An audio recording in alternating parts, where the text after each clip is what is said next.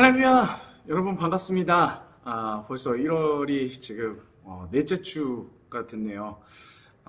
진짜 지금 이제 여러분들을 못 본 게 이제 2달 넘어서 이제 3달째 이제 향해서 이제 가고 있는데, 정말 너무 많이 보고 싶습니다. 각자 있는 곳에서 다들 예배 드리는 게 좀 이제는 뭐 낯설다고 하기에도 어렵고 뭔가 좀 이제 좀 익숙해진 거일 수도 있는데, 너무 익숙해지다 보면은 또 뭔가 이렇게 너무 편해지고, 그러다 보니까 좀 예배에 대한 소중함도 조금 생각을 덜 하게 되고 이럴 때도 있는 것 같아요. 우리 친구들 모두가 예배에 대한 그 사모함을 좀 그대로 가지시면서, 우리가 2주 동안 비대면 예배가 더 추가 연장이 됐지만, 여전히 우리가 있는 곳에서 더 예배를 사모하면서 함께 찬양하고 말씀 들었으면 좋겠습니다. 오늘 이 시간 함께 나 무엇과도 주님을 바꾸지 않으리 찬양 같이 부르면서 우리 오늘 함께 예배를 열도록 하겠습니다. 난 무엇과도 주님을 바꾸지 않으리, 다른 어떤 은혜 구하지 않으리. 오직 주님만이 내 삶의 도움이시니 주의 얼굴 보기 원합니다. 주님 사랑해요. 주님 사랑해요.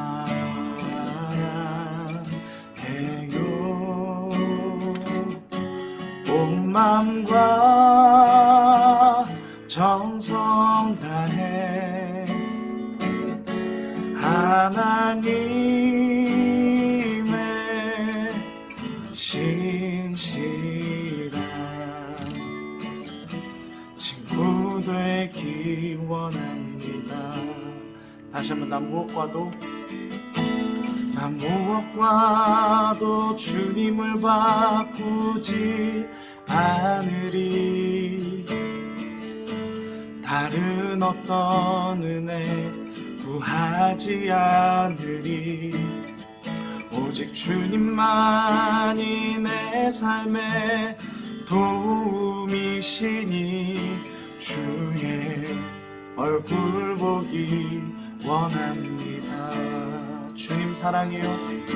주님 사랑해요.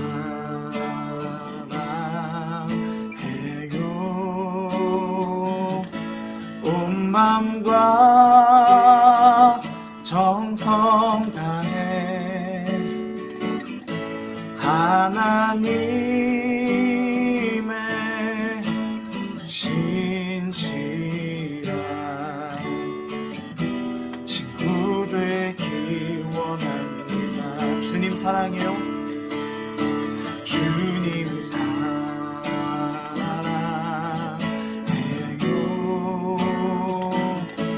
온 마음과 정성 다해 하나님의 신실한 친구 되기 원합니다. 하나님의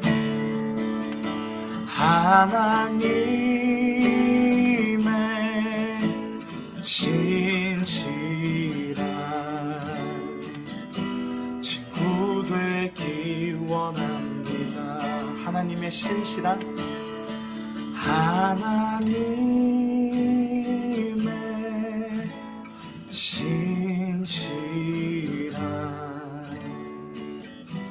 친구 되기 원합니다.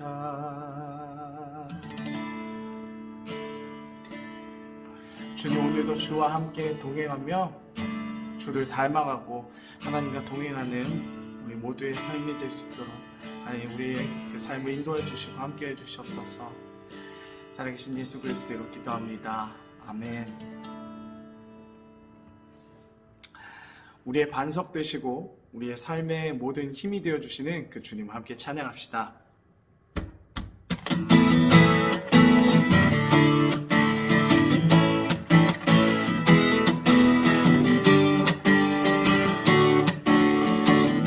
우리 함께 찬양합시다. 주님 같은 반석은 없도다. 찬양받기 합당하신 이름,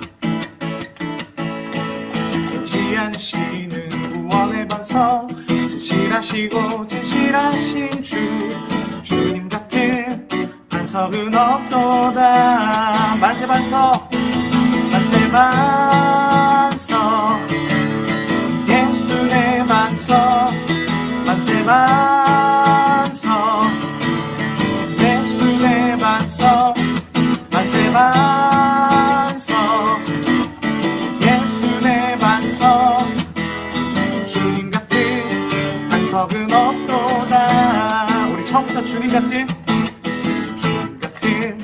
반석은 없도다.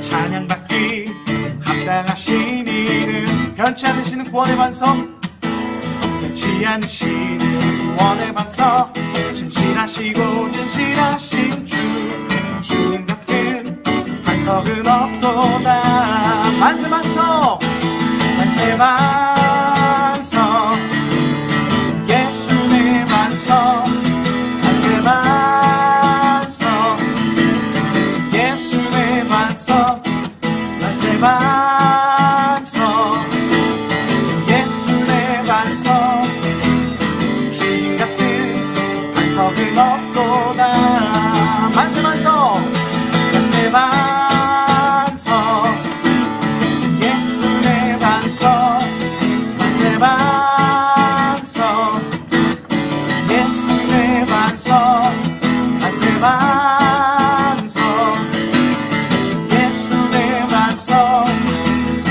주님 같은 반석은 없도다. 만세 반석, 만세 반석, 예수 내 반석, 만세 반석, 예수 내 반석, 만세 반석, 예수 내 반석, 주님 같은 반석은 없도다. 만세 반석, 만세 반석, 예수 내 반석, 만세 반석, 예수 내 반석, 만세 반석, 예수 내 반석, 주님 같은 반석은 없도다. 주님 같은 반석은 없도다. 주님 같은 반석은 없도다. 마지막으로 주님 같은 반석은 없도다. 주님 같은 반석은 없도다. 우리 반석 되시고 우리의 힘이 되시는 주님께 영광의 박수를 드립니다. 할렐루야.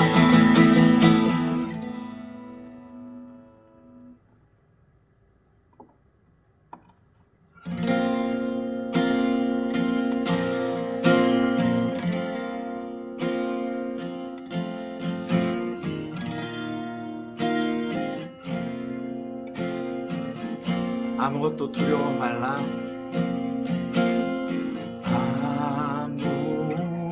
아무것도 두려워 말라. 주 나의 하나님이 지켜주시네. 놀라지 마라. 겁내지 마라. 주님 나를 지켜주시네. 다시 한번 아무것도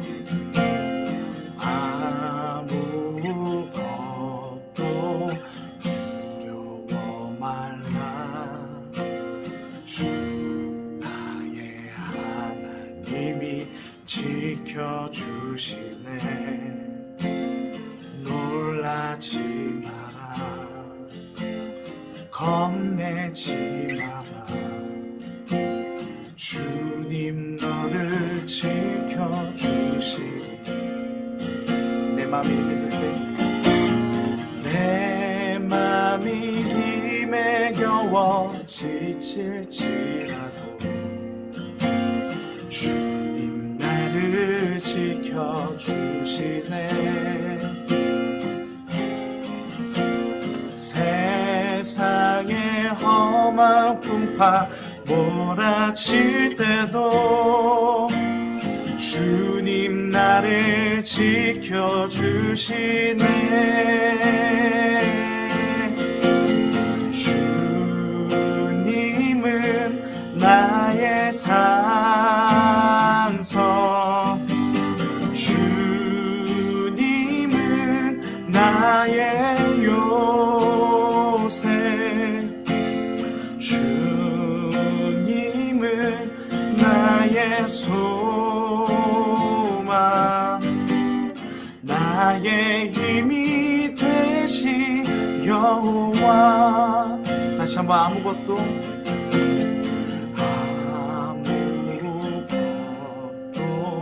두려워 말라. 주 나의 하나님이 지켜주시네. 놀라지 마라, 겁내지 마라.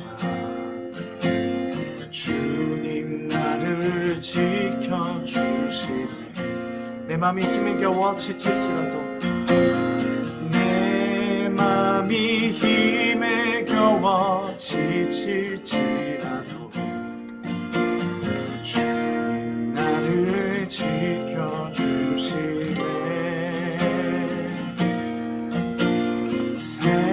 세상의 험한 풍파 몰아칠 때도 주님 나를 지켜주시네.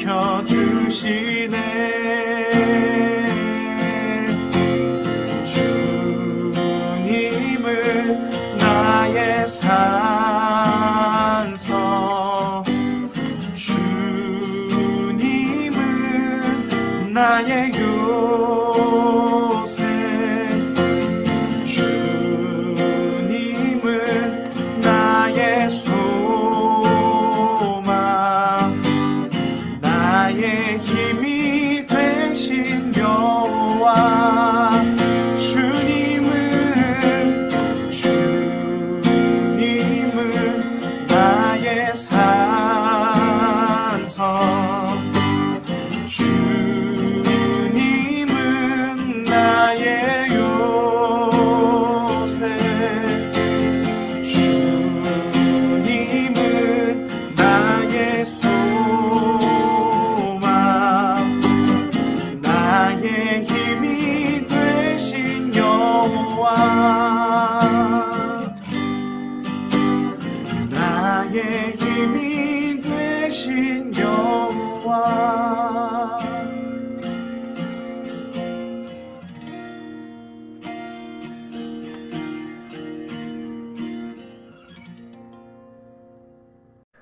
사랑이 많으신 하나님, 이렇게 영상으로나마 예배하게 하심에 감사합니다. 오늘 말씀을 통해서 우리 중등부 친구들이 위로받게 하시고 한 주 동안이 나침반이 될 수 있게 해주세요. 하나님, 코로나 첫 국내 확진자가 나온 지 1년이 지났다고 합니다. 이런 전 세계적인 전염병 사태를 한 해 동안 겪으며 우리 스스로가 반성하고 회개할 게 있었는지 돌아보게 하시고, 또 이 사태가 종식될 때까지 현명하게 대처할 수 있도록 인도해 주세요. 또 이번 한 해 동안 몸과 마음이 지치고 병들었을 우리 중등부 친구들을 위로하고 함께 해주세요. 감사합니다. 예수님 이름으로 기도드렸습니다. 아멘. 다 같이 사도신경으로 우리의 신앙을 고백하겠습니다. 나는 전능하신 아버지 하나님, 천지의 창조주를 믿습니다. 나는 그의 유일하신 아들, 우리 주 예수 그리스도를 믿습니다. 그는 성령으로 잉태되어 동정녀 마리아에게서 나시고 본디오 빌라도에게 고난을 받아 십자가에 못 박혀 죽으시고 장사된 지 사흘 만에 죽은 자 가운데서 다시 살아나셨으며 하늘에 오르시어 전능하신 아버지 하나님 우편에 앉아 계시다가 거기로부터 살아있는 자와 죽은 자를 심판하러 오십니다. 나는 성령을 믿으며 거룩한 공교회와 성도의 교제와 죄를 용서받는 것과 몸의 부활과 영생을 믿습니다. 아멘. 할렐루야! 여러분 잘 지내고 계시죠? 새해도 벌써 절반 이상 지나갔다는 게 정말 믿기지가 않습니다. 이번 주가 벌써 지금 이제 우리가 셋째 주를 넘어서 이제 지금 넷째 주가 됐습니다. 벌써 지금 시간이 이렇게 흘렀다는 게 정말 믿기지가 않습니다. 사실 이제 지난주가 이제 마지막으로 해가지고 이제 곧 바로 대면 예배를 드릴 수 있을 거라 생각했는데, 아쉽게도 저희 비전진 예배는 2주 더 연장되면서 이번 주하고 다음 주까지는 비대면 예배를 드리게 됐습니다. 계속해서 비대면으로 우리가 예배를 드리다 보니까 우리의 마음도 좀 흐트러지는 부분들도 없지 않아 있을 수 있고, 좀 각자 집에서 예배 드리는 게 조금은 이제 너무 편해져가지고 너무 풀어진 마음으로 예배를 드릴 수 있는데요. 지금 자리에 앉은 여러분들 진짜 집중 딱 하고 우리 하나님의 말씀에 귀를 쫑긋 세우고 정말 전심으로 예배하는 우리 중등부 친구들 모두가 되었으면 좋겠습니다. 오늘 주신 하나님의 말씀은 누가복음 3장 15에서 22절 말씀인데요. 같이 한번 보도록 하겠습니다. 누가복음 3장 15에서 22절 말씀 같이 읽어보겠습니다.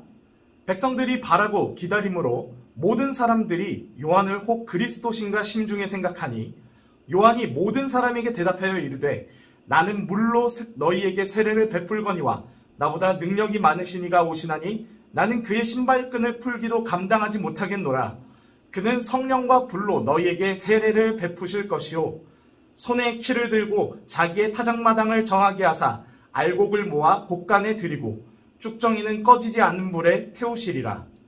또 그 밖에 여러 가지로 권하여 백성들에게 좋은 소식을 전하였으나 분봉왕 헤롯은 그의 동생의 아내 헤로디아의 일과 또 자기가 행한 모든 일로 말미암아 요한에게 책망을 받고 그 위에 한 가지 악을 더하여 요한을 옥에 가두니라. 백성이 다 세례를 받을새 예수도 세례를 받으시고 기도하실 때에 하늘이 열리며 성령이 비둘기 같은 형체로 그의 위에 강림하시더니 하늘로부터 소리가 나기를 너는 내 사랑하는 아들이라 내가 너를 기뻐하노라 하시니라. 아멘. 예수님의 오심을 예비한 세례 요한은요, 요단강에 가서 많은 사람들에게 예수님이 곧 오시니까 사람들에게 이제 얼른 회개해야 된다라고 이렇게 이야기를 했습니다. 그래서 이제 자신을 찾아오는 모든 사람들에게 그 회개의 세례를 베풀고 있었는데, 오늘 말씀 15절을 보시면요, 세례를 베푸는 이 세례 요한을 보면서 사람들이 속으로 이런 생각을 합니다. 혹시 저분이 메시아가 아닐까? 사람들이 이런 생각을 슬슬 하기 시작합니다. 하지만 하나님의 말씀에서는 이 세상을 구할 메시아는 유다 지파에서 나올 것이고 다윗의 자손으로부터 나옴을 이야기하고 있습니다. 이사야 11장 10절을 보시면 그날에 이새의 뿌리에서 한 싹이 나서 만민의 기치로 설 것이요 열방이 그에게로 돌아오리니 그가 거한 곳이 영화로우리라 라고 이렇게 말하는데, 이새는요 다윗의 아버지입니다. 즉 다윗의 후손 중에서 모든 민족을 구원할 그 메시아가 나온다는 예언이죠. 또 미가 5장 2절에서는 이렇게 얘기하고 있습니다. 또 베들레헴 에브라다야 너는 유다 족속 중에서 가장 작을지라도 이스라엘을 다스릴 자가 내게서 내게로 나올 것이나 그의 근본은 상고에 영원에 있느니라. 메시아의 탄생지는 바로 이렇게 베들레헴이고 또 유다 족속이라는 것이 이제 여기에서 이렇게 말씀을 통해서 등장을 하고 있습니다. 하지만 세례 요한의 고향은 베들레헴도 아니고 그는 유다 족속이 아닌 아론의 후손이었죠. 말씀을 아는 사람이었다면 그가 이제 메시아이신 그 예수님이 아니라는 것을 알았을 것입니다. 하나님께서 구약의 39권의 말씀들을 통해서 이 땅의 구원자이신 메시아가 누구의 자손으로부터 오고 어디서 태어나며 심지어 동정녀에게서 난다고 이렇게 기록하고 있기 때문에 이렇게 모든 것에 해당 사항이 안 되는 이 세례 요한을 보고 몇몇 백성들이 저분 혹시 메시아가 아닐까라고 이렇게 생각했다는 것은 그의 기준이 하나님의 말씀에 있는 것이 아니라 바로 자신이 보기에 괜찮고 그럴듯해 보이면 메시아라고 생각하는 그런 모습들을 이렇게 볼 수가 있는 것입니다. 기준이 하나님의 말씀이 아니라 자신의 그런 기준에 이렇게 있었던 것이죠. 그래서 세례 요한이 세례를 베풀 때 저 세례 요한 저분이 메시아다 아니다 라는 그런 논쟁들이 사람들 가운데 분명히 있었을 것입니다. 그로 인해서 혼란도 있었을 것이에요. 하지만 명확히 말씀 위에 서 있는 사람들은 세례 요한이 메시아로 준비될 통로로 준비된 사람이지 그가 메시아가 아니라는 사실을 분명히 알았을 것입니다. 왜냐하면 하나님이 너무나도 명확히 가이드라인을 딱 주셨기 때문입니다. 이처럼 자신의 기준 위에 있는 사람들은 메시아가 누구인지 흔들리고 혼란하지만 말씀 위에 있는 사람은 결코 헷갈리지 않습니다. 하나님의 말씀 위에 서 있는 사람은 결코 흔들림이 없고 혼란함이 없다는 것을 마태복음 7장에서 말해주고 있는데요. 마태복음 7장 24에서 27절은 이렇게 말합니다. 그러므로 누구든지 나의 이 말을 듣고 행하는 자는 그 집을 반석 위에 지은 지혜로운 사람 같으리니 비가 내리고 창수가 나고 바람이 불어 그 집에 부딪히되 무너지지 아니하나니 이는 주추를 반석 위에 놓은 까닭이요 나의 이 말을 듣고 행하지 아니하는 자는 그 집을 모래 위에 지은 어리석은 사람 같으리니 비가 내리고 창수가 나고 바람이 불어 그 집에 부딪히매 무너져 그 무너짐이 심하니라. 우리는 보기에 그럴듯한 것들을 조심해야 합니다.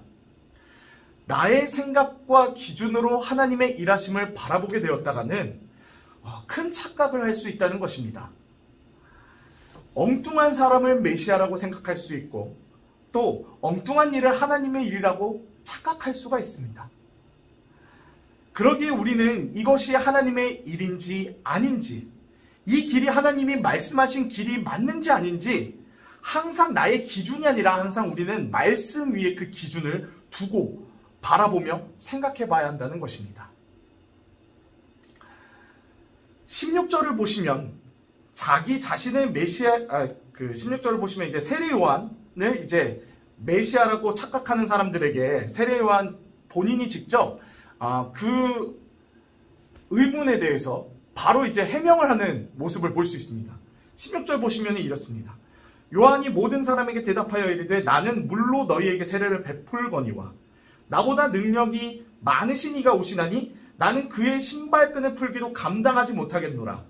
그는 성령과 불로 너희에게 세례를 베푸실 것이요 라고 이렇게 좀 헷갈려하는 사람들한테 명확하게 답을 전합니다.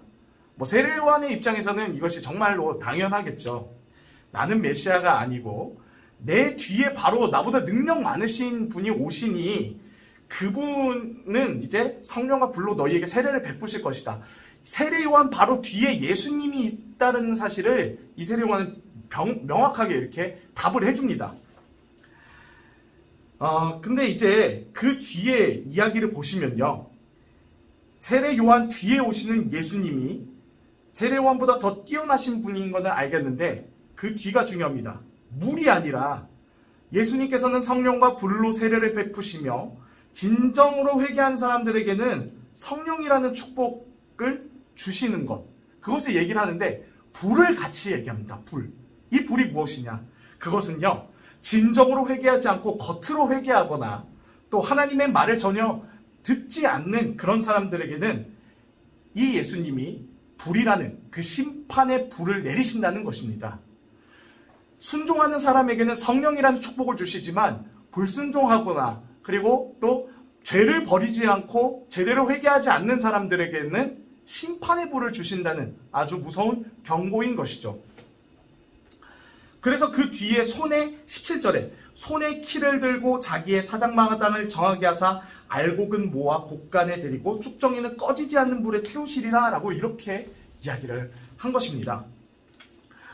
여러분은 지금 요 화면에 나오시는 요걸 아십니까?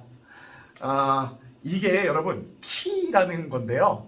아마 저희 부모님 세대들은 이제 이것에 대해서 잘 알고 있습니다. 왜냐하면 어떤 분들은 어렸을 때 이불에 오줌을 싸면은 이 키를 들고 다니면서 쓰고 다니면서 소금을 얻으러 다녔다는 그런 이야기가 있는데, 어쨌든 이 키가 어떤 거냐면요. 이렇게 여기 할머니가 확 이렇게 키질하는 거 보이시죠? 이렇게 키질을 한번 딱 하게 되면요. 추수한 이 곡식들 중에 알곡인 것들은 자연스럽게 이 키 안에 남고, 쭉정이와 같이 이렇게 가벼운 것들은 키 바깥으로 떨어지게 되면서 이것으로 말미암아 알곡과 쭉정이가 이렇게 딱 갈라진다고 합니다. 사실 제가 농촌 출신이 아니어서 이거에 대해서 정확히 막 이렇게 아는 것은 아니지만, 제가 이렇게 TV 영상으로도 보고 또 이제 시골에 계신 분들한테 이렇게 얘기를 들어보니까 그렇다고 하시더라고요. 근데 어쨌든 이 키질을 한번 빡 하면은 알곡과 쭉정이가 샥 갈라지면서 무엇이 진짜 쭉정이고 무엇이 진짜 알곡인지 딱 알게 되는 그런 도구가 바로 이 키라는 겁니다. 예수님께서는 이렇게 이 할머니가 이렇게 확 키질하는 것처럼 진짜 알곡과 쭉정이를 갈라보시겠다는 겁니다. 겉으로만 신앙생활을 하는 가짜 그리스도인들과 그리고 진짜 회개하면서 하나님 앞에 엎드리는 진짜 그리스도인이 누구인지 보시겠다는 겁니다. 이 말씀을 들은 이스라엘 백성들은 큰 충격을 받았을 것입니다.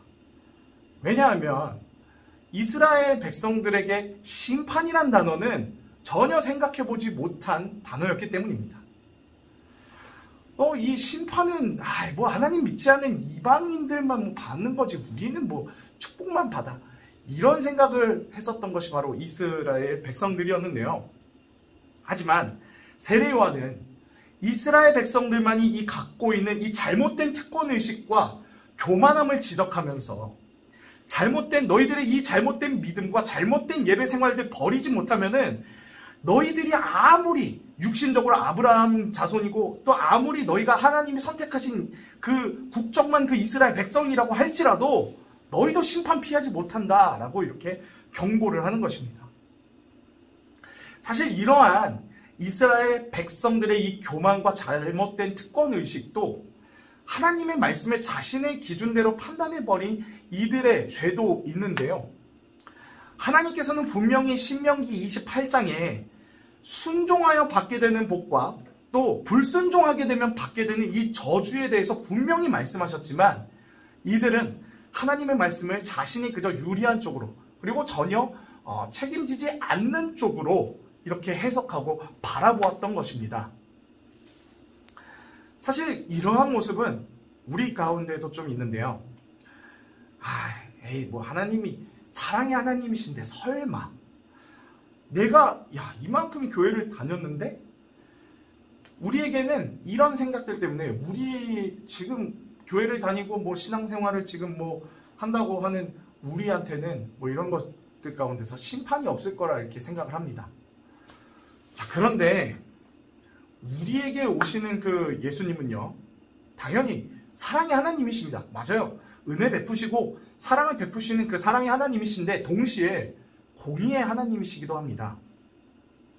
죄를 회개하지 않고 계속해서 죄 가운데에 머물러 있는 자, 교회를 다니지만 삶과 마음 속에서 그냥 몸은 겉으로는 교회를 다닐 수 있어요. 그런데 삶이나 뭐 마음을 보면은 뭐 그냥 생활들을 보면은 삶의 열매로 그 사람을 이제 판단하라고 하잖아요.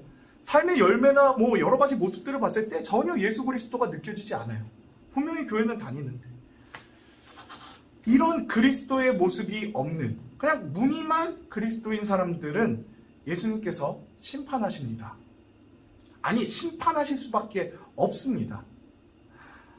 예수님은 거룩한 분이셔서 우리 가운데 만약에 죄가 있다면 우리가 예수님과 함께 하고 싶어도 우리가 함께 할 수 없고, 예수님도 우리와 함께 가고 싶어도 우리가 죄를 내려놓지 못하면 우리가 예수님과 함께 절대 갈 수가 없습니다. 왜냐하면 예수님은 거룩하신 분이시기 때문에 조금의 죄도 용납하실 수 없는 분이시거든요. 죄와 예수님은 결코 함께 갈 수가 없습니다. 그리고 하나님보다 죄를 선택한 사람들은요, 특징이 뭐냐면은 일단 죄가 너무 좋기 때문에 그냥 죄 가운데 그저 머물러 있는 것을 너무나도 좋아합니다. 예수님과 갈 생각 전혀 하지 않아요. 그래서 결국 죄에 있다가 심판을 받을 수밖에 없는 것입니다.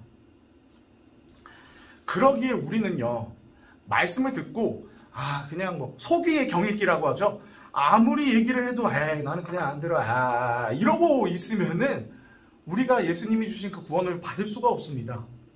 우리가 말씀을 듣고 그저 넋놓고 있는 것이 아니라 진정으로 우리가 무릎 꿇고 회개하며 나아가야 한다는 것입니다. 하나님은 겉모습의 그리스도인을 원하지 않으십니다. 마음 가운데 생생하게 그리스도가 살아있는 그 진짜 그리스도인을 원하십니다. 여러분, 야곱과 에서의 이야기를 아십니까? 에서는요, 이삭의 첫째 아들, 즉 장자였습니다. 근데 이 에서가 장자권을 소홀히 하고 그것을 이제 둘째인 야곱에게 이제 팥죽 한 그릇으로 이 장자의 명분을 이렇게 팔아버리게 되는데요. 그랬더니 어떻게 됩니까? 분명히 이제 육신으로는 에서가 장자가 맞습니다. 그러나 이제 장자권을 굉장히 소홀하게 생각했었던 에서, 그리고 장자의 권리를 굉장히 소중하게 생각했었던 야곱, 이 둘의 결과는요, 야곱이 이제 이삭에게 장자의 축복을 받게 되고, 둘째가 이제 이삭에게 장자의 축복을 받게 되고, 그리고 하나님의 역사가 둘째인 야곱을 통해서 역사가 이어지게 된다는 것을 이렇게 볼 수가 있습니다. 여기서 하나님이 말씀하시고자 하시는 것이 무엇이냐면, 육체적인 장자가 진짜 장자가 아니라는 것입니다. 육체적으로만 아브라함의 자손, 또 겉모습으로만 교회를 다니는 그리스도인은 정말 아무것도 아니라는 것입니다. 여러분, 헬스장만 다닌다고 해서 몸이 좋아집니까? 물론 헬스장만 다닌다고 해도 좀 약간 그래도 운동은 그래도 하긴 하니까 건강해질 수는 있어요. 근데 아예 운동도 하지도 않고 그냥 헬스장만 이렇게 딱 갔다가 그냥 다시 가면은 뭐 몸짱 될 수 있습니까? 전혀 그건 아니죠. 그리고 헬스장에 딱 왔습니다. 그리고 운동을 하기는 합니다. 그런데 그냥 운동만 한다고 해서 몸이 좋아질까요? 그것도 아닙니다.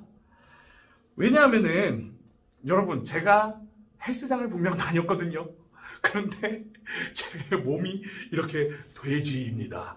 분명히 제가 그만큼 헬스장에 다녔으면은 분명히 이게 제 몸이 정말 요즘 나오는 그 비하고 박진영 막 이렇게 굉장히 진짜 근육질 몸매, BTS 막 그런 연예인 몸매로 딱 되어 있어야 될 텐데, 제 몸을 보십시오. 전 분명히 헬스장 다녔습니다. 근데 제 몸은 여전히 돼지입니다. 이게 어떻게 된 걸까요?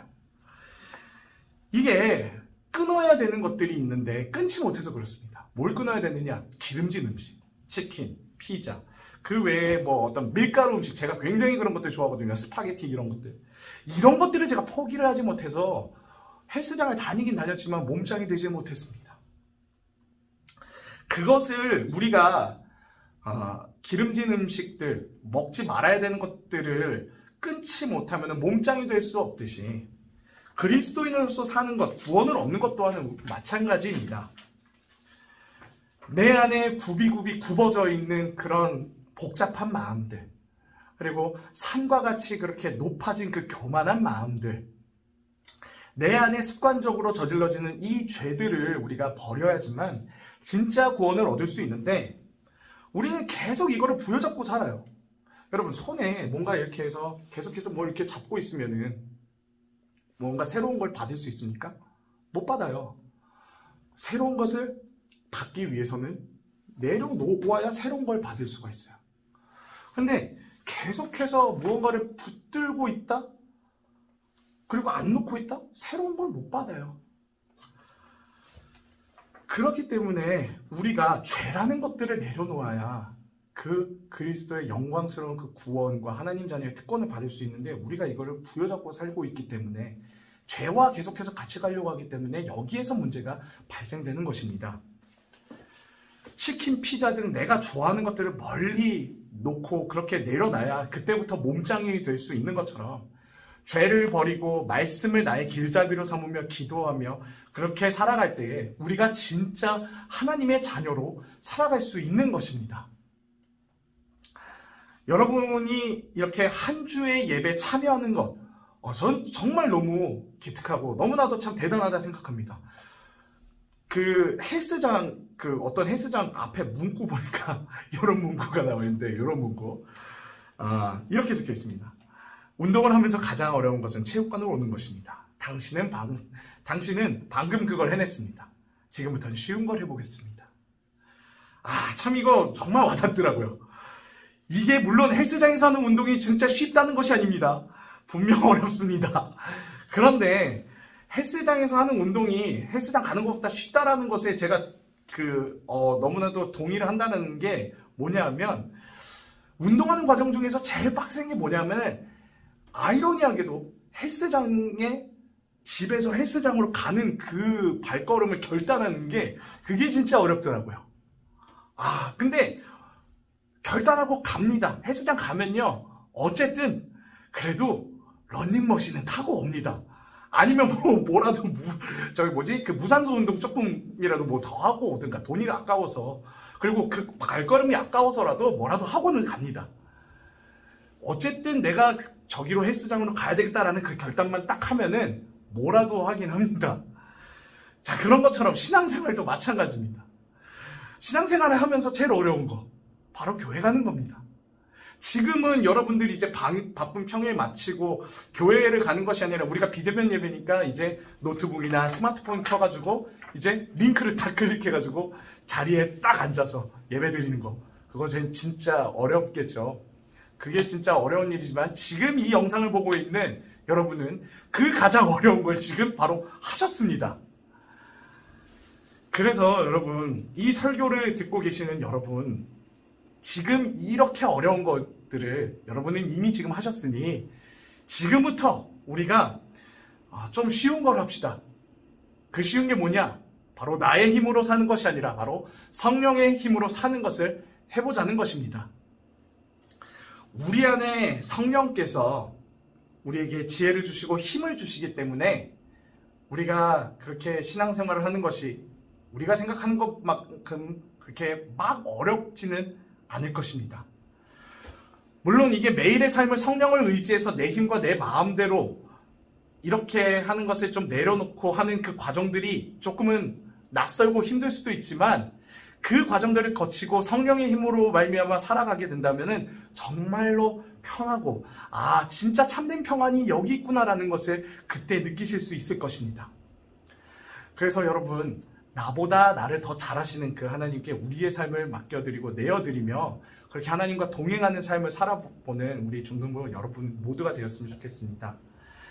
마지막으로 우리가 세 번째는요, 진짜 메시아가 누구인지 이야기를 하려고 하는데, 오늘 말씀 19에서 20절을 보시면 세례 요한이 갑자기 이제 헤롯 왕에게 잡히게 됩니다.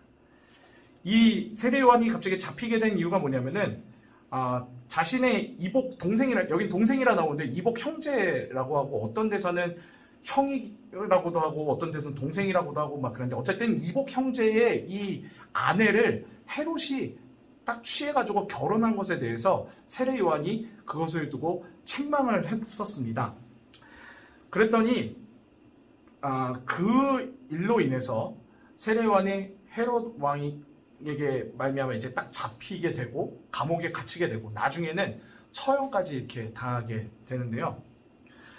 누가복음서가 이렇게 갑자기 세례 요한을 이렇게 퇴장시킨 이유는, 그의 역할은 18절에서 말하는 좋은 소식을 전하는 자이지 사람들이 생각하는 그런 메시아가 아니고 그 뒤에 21에서 22절에 하늘로부터 비둘기와 같이 그 임하는 성령을 받고 또 하늘의 음성으로 너는 내 사랑하는 아들이라 내가 너를 기뻐하노라 라고 들으시는 예수님이 이스라엘 백성들이 기다려오고 또 우리 모두가 기다려온 진짜 메시아의 심을 드러내기 위함으로 이렇게 세례 요한을 퇴장시킨 것입니다.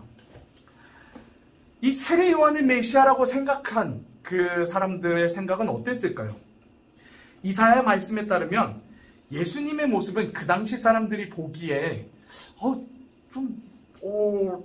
뭐지 저분은? 약간 이런 물음표라는 생각을 들게끔 하는 그런 연약한 모습이셨다고 합니다. 이사야 53장 2절 보시면 그는 주 앞에서 자라나기를 연한 순 같고 마른 땅에서 나온 뿌리 같아서 고운 모양도 없고 풍채도 없은즉 우리가 보기에 흠모할 만한 아름다운 것이 없도다 라고 이렇게 말하고 있는데요. 이 말씀은 누가 봐도 저분이 우리를 구원자라고? 이렇게 말할 수 있는 모습이라는 것입니다. 실제로 예수님의 모습을 담은 모습이라는데 이 사진을 보시면요. 정말 우리가 생각하는 것과는 다르죠. 저분이 누구야? 이렇게 생각할 수 있는데 아마 사람들은 이 보잘것없는 사람이 진짜 우리가 기다려온 메시아일까라는 그런 의문도 들었을 것입니다. 하지만 우리의 생각과 우리의 일반적인 상식과 다르게 예수님은 온 세상을 구원하실 메시아가 맞으셨습니다. 이처럼 하나님의 생각과 우리의 생각이 이렇게 다를 수 있습니다. 왜냐하면 하나님의 생각은 우리의 생각보다 저 위에 있으시기 때문입니다. 때론 내 생각과 나의 경험으로는 이해가 되지 않는 일들이 하나님의 뜻일 수 있습니다. 그때 우리가 필요한 것이 무엇이냐? 바로 하나님 앞에 엎드리는 것입니다. 하나님, 지금 저에게 벌어지고 있는 이 일들이 이해가 안 되고 정말 알 수가 없지만 이것이 하나님의 뜻이라면 제가 순종하겠습니다. 지금 저에게 하나님께 순종할 수 있을 만한 그런 힘이 나오지 않고 있으니 그 마음의 여유도 없으니 주님 저에게 하나님의 뜻을 이해할 수 있는 지혜와 순종할 수 있는 힘을 주세요 라고 이렇게 기도할 수 있는 그런 우리 모두가 되어야 한다는 것입니다. 이제 말씀을 마무리하도록 하겠습니다. 우리가 오늘 말씀은 이제 초림의 예수님, 이 땅에 처음 오신 예수님에 대해서 기다림에 대해서 이야기를 했지만 지금 우리에게 적용할 것은 무엇이냐면은 이제 이 땅에 다시 오실 예수님을 우리가 어떻게 기다려야 하는 것인가를 좀 이렇게 볼 수가 있는데요. 우리가 다시 오실 예수님을 어떻게 기다려야 하느냐. 말씀을 보면서 누가 메시아인지 그리고 또 지금이 어떤 시대인지 우리가 말씀을 기준으로 해서 잘 분별해야 합니다. 말씀은 답을 알고 있기 때문에 우리는 말씀을 길로 삼아야 한다는 것입니다. 그리고 말씀은 우리가 죄를 벌어야 진정한 구원을 얻을 수 있다고 말합니다. 겉모습만 그냥 교회 다니고 끝인 신앙생활로는 부족합니다. 더 나아가야 합니다. 죄의 습관을 벗고 성령과 함께해야 합니다. 그럴 때 우린 다시 오실 예수님께 알곡이라고 칭찬받을 수 있을 것입니다. 그리고 마지막으로 내가 생각하는 메시아와 하나님이 준비하신 메시아가 다른 것처럼 하나님의 계획은 나의 생각과 그 기준과는 다르고 그보다 더 크게 일하시는 분이십니다. 내 생각과 기준을 내려놓고 그분 앞에 그 계획 앞에 우리가 순종했을 때 우린 진짜 누가 메시아인지 제대로 볼 수 있고 또 하나님의 일이 어떤 것인지 비로소 바로 볼 수 있습니다. 하나님의 말씀이 바로 우리가 가야 할 길입니다.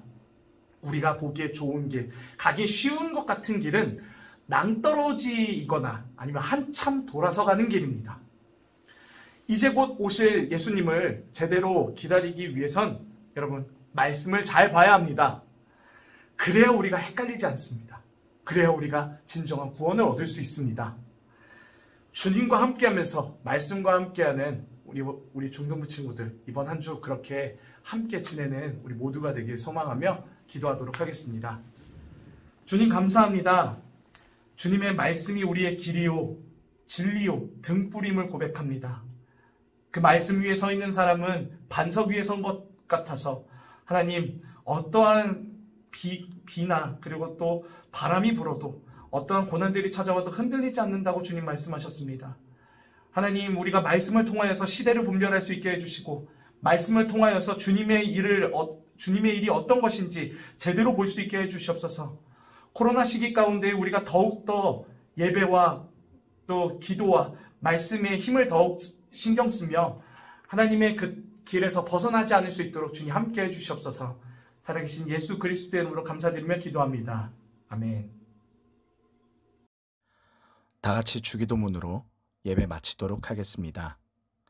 하늘에 계신 우리 아버지, 아버지의 이름을 거룩하게 하시며 아버지의 나라가 오게 하시며 아버지의 뜻이 하늘에서와 같이 땅에서도 이루어지게 하소서.